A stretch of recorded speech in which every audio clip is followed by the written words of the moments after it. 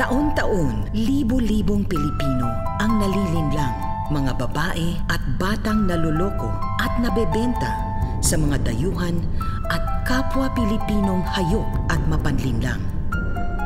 Mag-ingat. Huwag magpaloko. Human trafficking ay isang krimen. Labanan natin ang human trafficking. Makipag-ugnayan sa otoridad. Taon-taon, libo-libong Pilipino ang nalilinlang, mga babae at batang naluloko at nabebenta sa mga dayuhan at kapwa Pilipinong hayop at mapanlinlang. Mag-ingat. Huwag magpaloko. Human trafficking ay isang krimen. Labanan natin ang human trafficking. Makipag-ugnayan sa otoridad.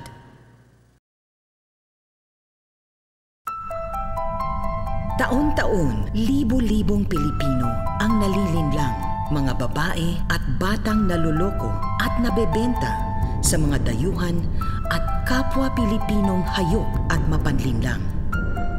Mag-ingat. Huwag magpaloko. Human trafficking ay isang krimen. Labanan natin ang human trafficking. Makipag-ugnayan sa otoridad.